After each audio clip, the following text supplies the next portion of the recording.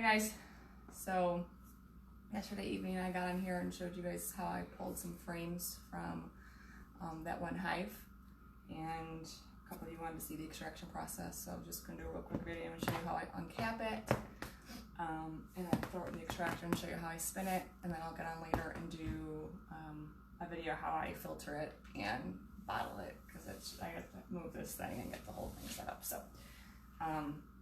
this is, I know it's early in the morning, you guys probably are at work or whatever, but you can catch me later if you don't see me live. This is the uncapping take that I kind of put together. It's just some it's just 2 shallow totes and some 1x2 strips of wood that I used with some bolts to brace here. There's an upside down screw here so that when I put the frame on it, I can use it as a pivot point and turn to uncap. This thing's been amazing. Oh my gosh, it saved just a huge mess in the kitchen.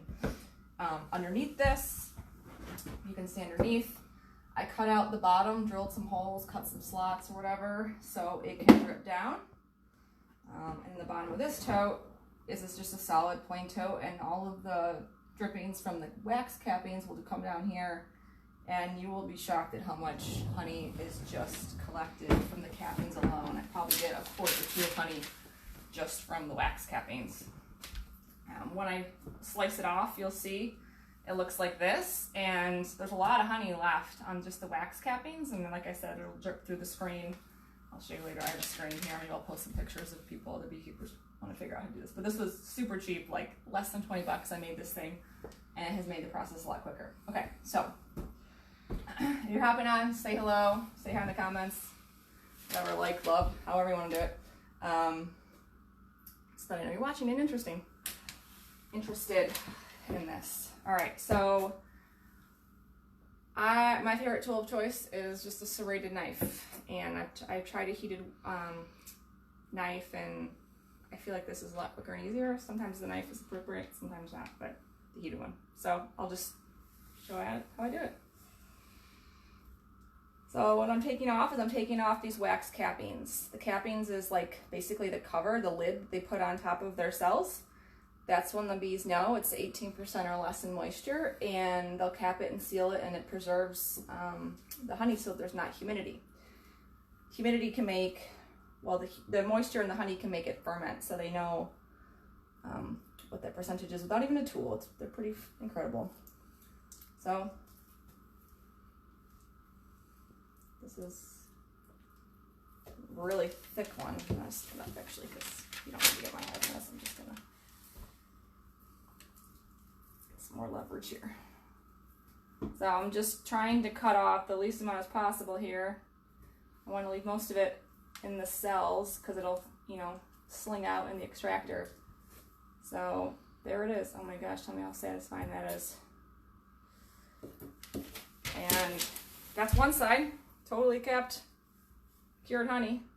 Rotate it.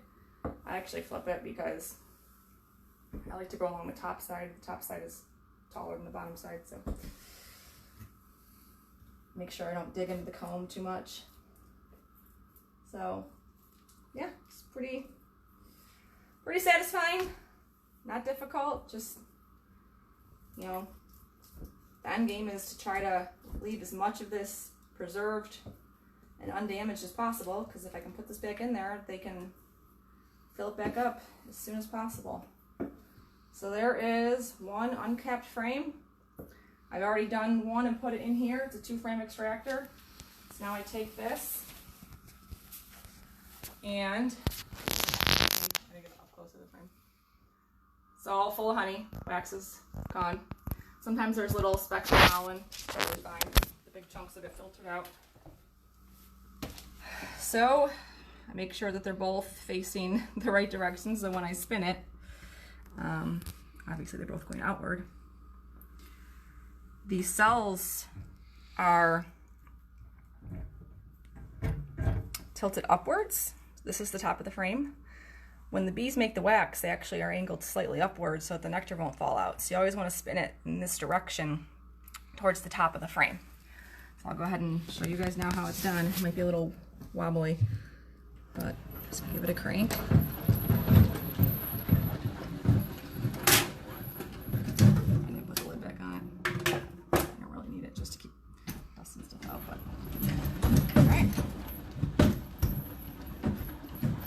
always wobbles a little bit because one of the frames is always a little bit thicker, a little bit, you know, heavier than the other. So until you get them evened out. But that should be it. Like, it doesn't take much. I've had kids do it. All right, I'm gonna spin a little bit more. That didn't quite spin out all the way. This one must be lighter. All right, one more spin. Give it a good spin.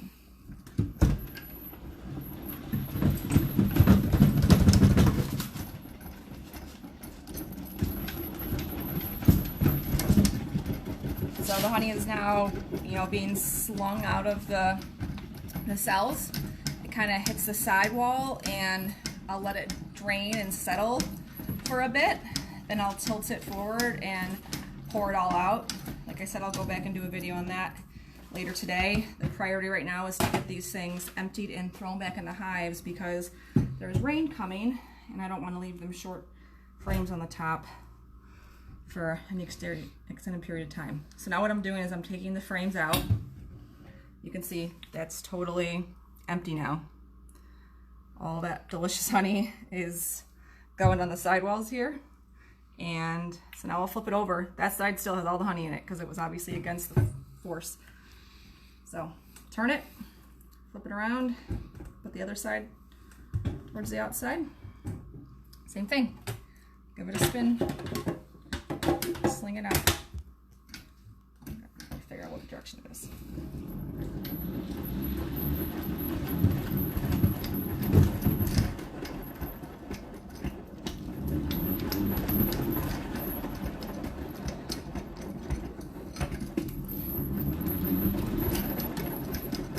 Honey is so thick, like I'm always shocked at how much volume comes off the sides. I think it's filling up in the bottom because it's slowing down. It's touching the bottom for the frames.